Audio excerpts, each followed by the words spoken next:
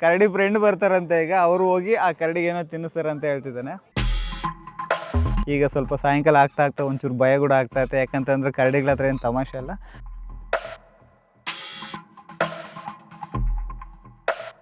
ಈ ಚಂಡಿ ಮಾತಾ ದೇವಸ್ಥಾನದ ಹತ್ರ ಬಂದು ಅವು ಪ್ರಸಾದ ತಿಂತಾ ಇದ್ದು, ಅದಕ್ಕೋಸ್ಕರ ಅದೇ ಪದ್ಧತಿ ಈಗಲೂ ಕೂಡ ನಡೀತಾ ಇದೆ. ಇದರ ತಕ್ಕತೆ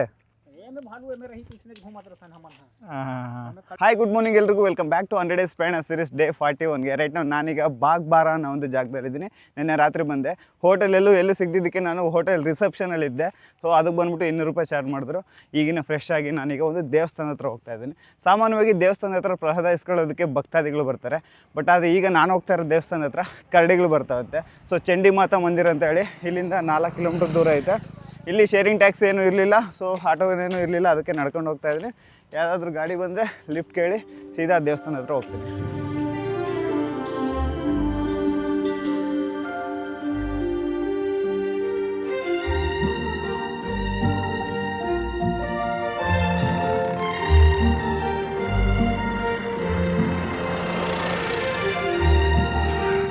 ಅಲ್ಲಿ ಮುಂದೆ ಒಂದು ದೊಡ್ಡ ಬೆಟ್ಟ ಕಾಣಿಸ್ತಾ ಇದಲ್ಲ, ಆ ಬೆಟ್ಟ ಸುತ್ತ ಹಾಕೊಂಡು ಆ ಕಡೆ ಹೋಗ್ಬೇಕು ದೇವಸ್ಥಾನಕ್ಕೆ.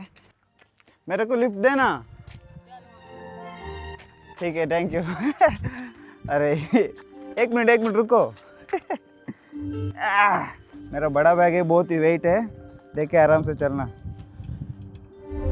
ತುಳಿಯೋಕ್ಕಾಗುತ್ತೆ ಅಲ್ಲೋ ಇನ್ನು ಕೈಯಲ್ಲಿ, ನಾನಾದರೂ ತುಳಿತೀನಿಲ್ಲ ಅಂದರೆ ಮೇ ಸೈಕಲ್ ತುಳಿ. ಆರಾಮ್ಸೆ. ಅರೆ ಓ, ಯಾವ ಬೈಕು ಲಿಫ್ಟ್ ಕೊಡಲಿಲ್ಲ ನನಗೆ. ಅಮ್ಮನ ಅಂತ ಹೇಳ್ಬಿಟ್ಟು ಹುಡುಗ ಪಾಪ ಸೈಕಲಲ್ಲಿ ಲಿಫ್ಟ್ ಕೊಡ್ತಾ ಇದ್ದಾನೆ. ಕಿतना दूर चलेगी अभी? आधा रास्ता उधर तक छोड़ेगी? ठीक है. ಸ್ವಲ್ಪ ದೂರ ಹೋಗಿ ನನ್ನ ಅಲ್ಲಿ ಇಳಿಸ್ತಾನೆ. ಅವ್ನಿಗೆ ಮನೆಗೆ ಹೋಗ್ಬೇಕು, ಸ್ಕೂಲ್ಗೆ ಹೋಗ್ಬೇಕು ಆ್ಯಕ್ಚುಲಿ. ಹಾಯ್ ಹೇಳ್ತಾರಾಗಲಿ ಲಿಫ್ಟ್ ಕೊಡ್ತಾ ಇಲ್ಲ. ಆವಾಗಲಿಂದ ಟ್ರೈ ಮಾಡ್ತಿದ್ರಿ, ಬಟ್ ಈ ಚಿಕ್ಕ ಹುಡುಗ ಲಿಫ್ಟ್ ಕೊಟ್ಟನಲ್ಲ, ಗ್ರೇಟ್.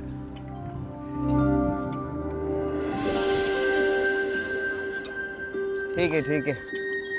हाँ रुको मिल जाएगा. बहुत धन्यवाद, थैंक यू. ठीक है, थैंक यू. एक मिनट हाँ चलो. हाँ तो गाइस ಇನ್ನೊಂದು ಲಿಫ್ಟ್ ಸಿಕ್ತು ನನಗೆ ದೇವಸ್ಥಾನದ ಹತ್ರಕ್ಕೆ. आपका नाम? गौरव ಅಂತ ಹೇಳ್ಬಿಟ್ಟು ಬ್ರದರ್ ಲಿಫ್ಟ್ ಕೊಟ್ಟಿದ್ದಾರೆ. कितना दूर है भैया यहाँ से मंदिर? 500 मीटर. अच्छा. वो बालू किलो आता है ना, वो मंदिर है ना? अच्छा.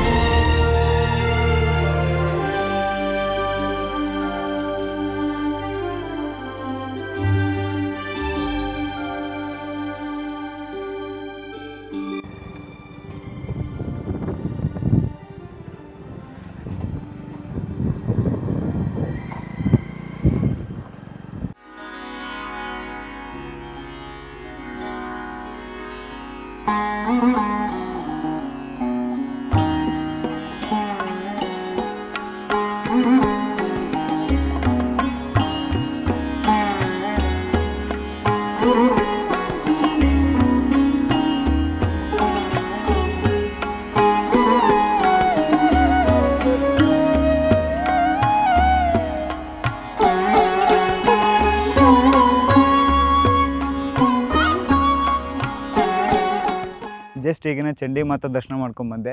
ಈ ದೇವಸ್ಥಾನದಲ್ಲಿ ಚಂಡಿ ಮಾತಾ ವಿಗ್ರಹ ಅದು ಯಾರೂ ಪ್ರತಿಷ್ಠಾಪನೆ ಮಾಡಿರೋದಲ್ಲ, ಸ್ವತಃ ಈ ಜಾಗದಲ್ಲಿ ಅದು ಉದ್ಭವ ಆಗಿರೋದಂತೆ. ತುಂಬ ಜನ ಬರ್ತಾರೆ ಭಕ್ತಾದಿಗಳು. ಈಗ ನನ್ನಿಂದ ನೋಡ್ತಾ ಇರಲ್ಲ, ಒಂದು ದೊಡ್ಡ ಬೆಟ್ಟ ಕಾಣಿಸ್ತೈತಲ್ಲ, ಆ ಬೆಟ್ಟದಿಂದ ಕರಡಿಗಳು ಬರ್ತವೆ. ಇಲ್ಲೊಂದು ತಟ್ಟಿ ಎಲ್ಲ ಮಾಡಿದ್ದಾರೆ ತೋರಿಸ್ತೀನಿ ಬನ್ನಿ. ಈಗ ಸದ್ಯಕ್ಕೆಲ್ಲ ಫೆನ್ಸ್ ಎಲ್ಲ ಹಾಕಿದ್ದಾರೆ.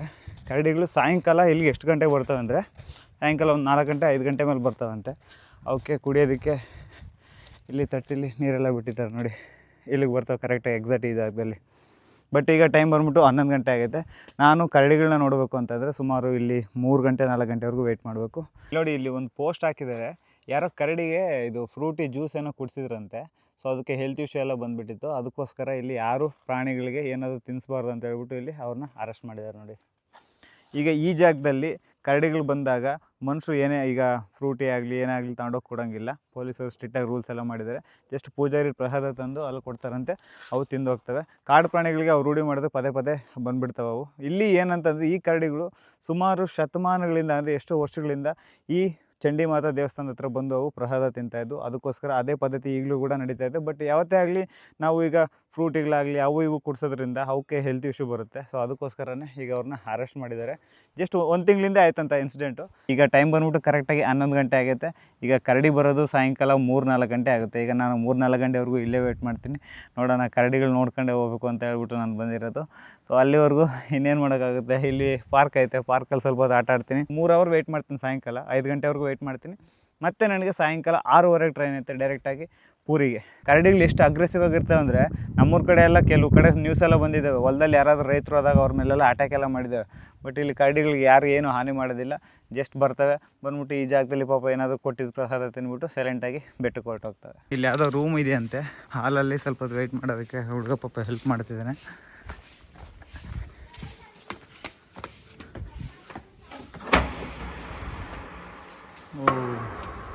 ನೈಸ್. ಇದೇ ಜಾಗದಲ್ಲೇ ನನ್ನ ಸ್ಟೇ ಈಗ ಸಾಯಂಕಾಲದವರೆಗೂ.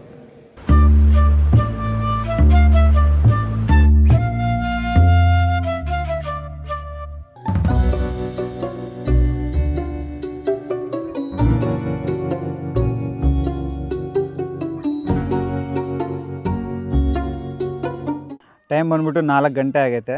ನಾನು 11 ಗಂಟೆಯಿಂದ ವೆಯ್ಟ್ ಮಾಡ್ತಾಯಿದ್ದೀನಿ ಈ ಜಾಗದಲ್ಲಿ. ಅಂದರೆ ಇಷ್ಟೊತ್ತು ರೆಸ್ಟ್ ಮಾಡ್ತಿದ್ದೆ, ಈಗ ಬಂದಿದ್ದೀನಿ ಕರಡಿಗಳು ಬರೋ ಜಾಗಕ್ಕೆ. ಇಷ್ಟೊತ್ತು ಜನ ಎಲ್ಲ ಬಂದು ವೆಯ್ಟ್ ಮಾಡಿ ಎಲ್ಲ ರಿಟರ್ನ್ ಹೋಗ್ತಿದ್ದಾರೆ.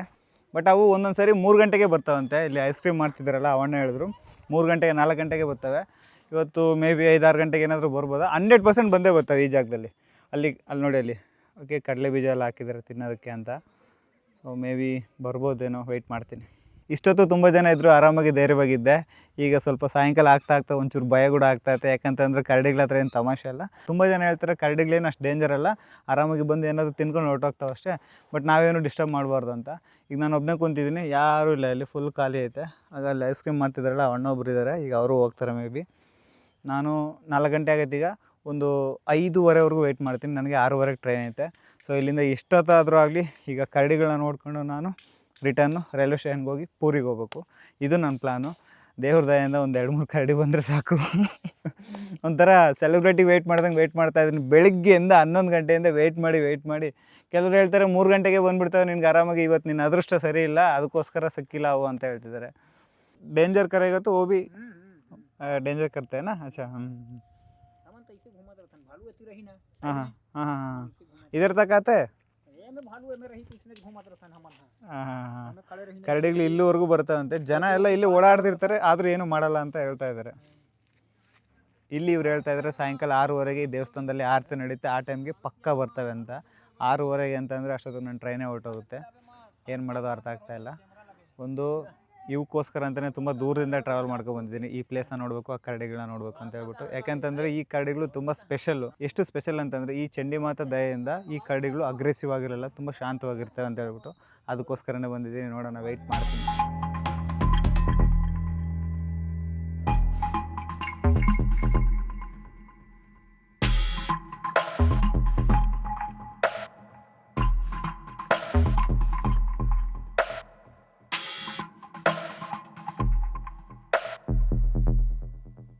ಗಾಯ್ಸ್ ಫೈನಲಿ ಕರಡಿ ಬಂತು.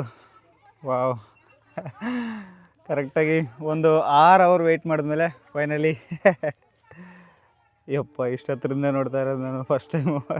ಝೂನಲ್ಲಿ ನೋಡೋದು ಬೇರೆ, ಇಲ್ಲಿ ನೋಡೋದು ಬೇರೆ. ಒಂದೇ ಬಂದಿರೋದು ಇವತ್ತು. ಆ್ಯಕ್ಚುಲಿ 3 ಬರ್ತಾವಂತೆ ಇಲ್ಲಿಗೆ. ಅಲ್ಲೇನಾದರೂ ಹಾಕಿರ್ತಾರೆ ತಿನ್ನೋದಕ್ಕೆ ಅಂತ ಬರುತ್ತೆ. ಓ ನೋಡಿ, ಜನ ಎಲ್ಲ ಇಷ್ಟು ಹತ್ರದಲ್ಲಿದ್ದಾರೆ.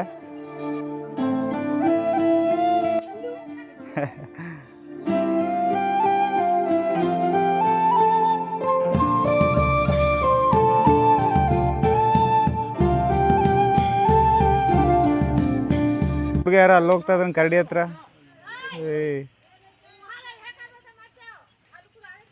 ನೋಡ, ಅವ್ನು ಭಯನೇ ಇಲ್ಲ.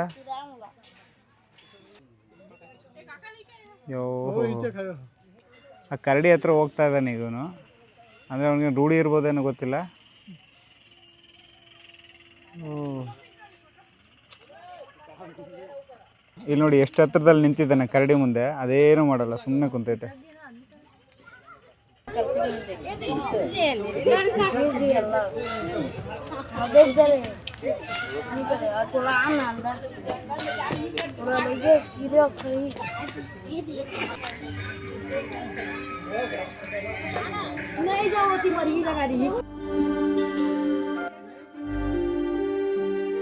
ಆ ಹುಡುಗನ ಧೈರ್ಯ ಮೆಚ್ಕೋಬೇಕು ನೋಡಿ, ಅದು ಎಷ್ಟು ಹತ್ರ ಐತೆ, ಅಲ್ಲೇ ನಿಂತ್ಕೊಂಡಿದ್ದಾನೆ. ಡೈಲಿ ಹೋಗ್ತಾನಂತ ಅಲ್ಲಿಗೆ.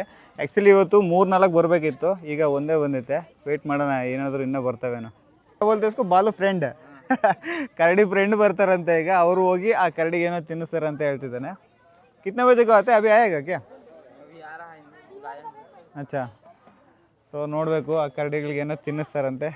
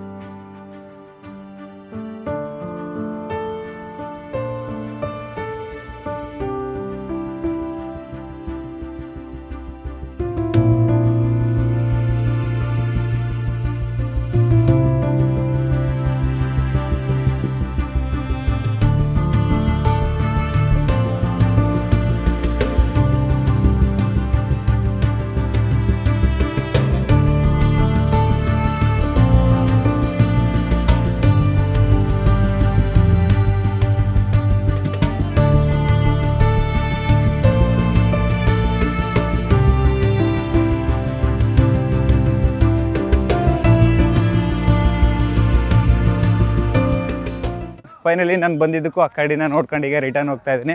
ಇದ್ಯಾವುದೋ ಶಾರ್ಟ್ ಕಟಲ್ಲಿ ಹೋಗು ಅಂತ ಹೇಳಿದ್ರು. ಭಯ ಆಗ್ತಾಯಿತ್ತು, ಯಾಕಂತಂದ್ರೆ ಕರಡಿ ಅಲ್ಲೇ ಐತೆ. ನಾನು ಇಲ್ಲಾಸೆ ಹೋಗ್ತಾ ಇದ್ದೀನಿ, ಯಾಕಂದರೆ ಇನ್ನೂ 5-6 ಕರಡಿ ಎಲ್ಲಿಂದ ಬರ್ತಾವೆ ಅಂತಲೂ ಗೊತ್ತಿಲ್ವಂತೆ.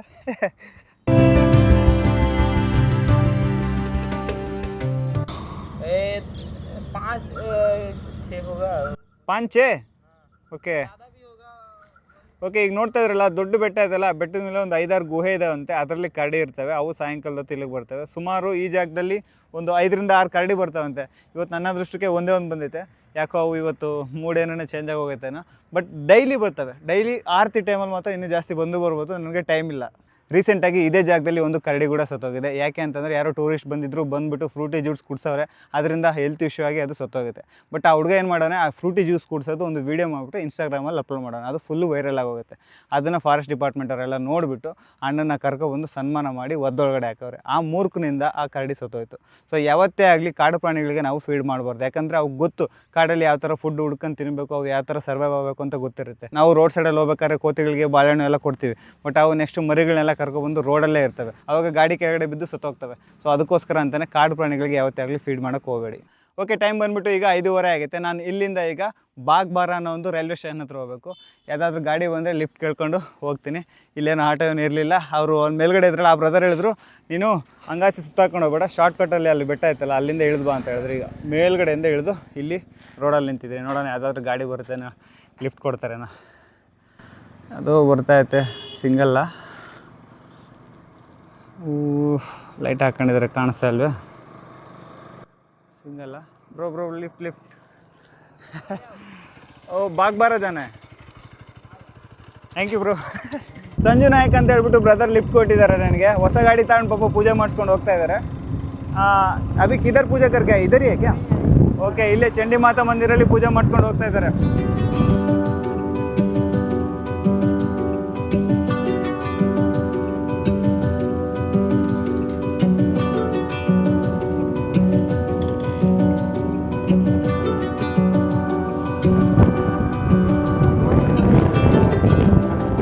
Thank you so much.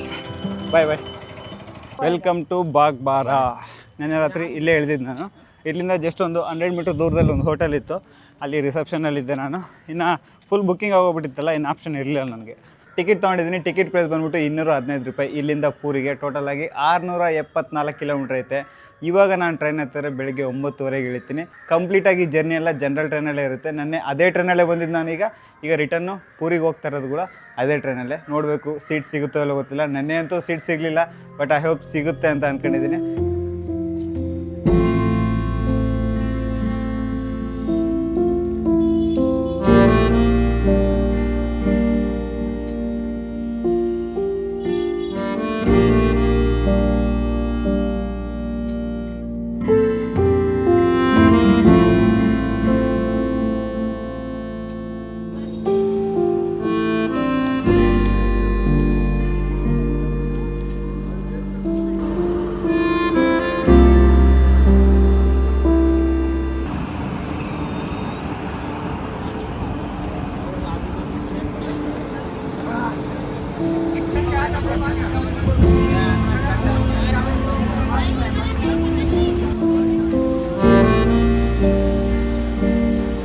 Guys finally train ಒಳಗಡೆ ಬಂದು ಕುತ್ಕೊಂಡಿದ್ದೀನಿ. ಸೀಟ್ ಅಂತೂ ಸಿಕ್ತು, ಮೇಲ್ಗಡೆ ಕುತ್ಕೊಂಡಿದ್ದೀನಿ. ಇಲ್ಲಿ ನೋಡಿ ಫುಲ್ಲು ರಶ್ಶು, ಎಲ್ಲ ಮಲಗಿದ್ದಾರೆ. ಕೆಳಗಡೆ ಅಂತೂ ಸೀಟ್ ಅಂತೂ ಫುಲ್ಲಾಗಿ ಹೋಗ್ಬಿಟ್ಟಿದ್ದಾವೆ. ಇಲ್ಲಿ ನೋಡಿ ಚಪ್ಪಲಿಯಲ್ಲಿ ಇಟ್ಟಿದ್ರೆ ಅಯ್ಯೋ, ಇಷ್ಟೊತ್ತು ಯಾರೋ ಪುಣ್ಯಾತ್ಮ ಫುಲ್ಲಾಗಿ ಕುಡಿದ್ಬಿಟ್ಟು ಅಲ್ಲಿ ಕಂಪಾರ್ಟ್ಮೆಂಟಲ್ಲಿ ಸೆಂಟ್ರಲ್ಲಿ ಹುಚ್ಚ ಹೋಯ್ತಾ ಇದೆ. ಇಷ್ಟೊತ್ತು ಎಲ್ಲ ಜನ ಎಲ್ಲ ಹಿಡ್ಕೊಂಡು ಅಣ್ಣಂಗೆ ಒಂದೆರಡು ಬಿಟ್ಟು ಕೆಳಗಡೆ ಇಳಿಸಿದ್ರು.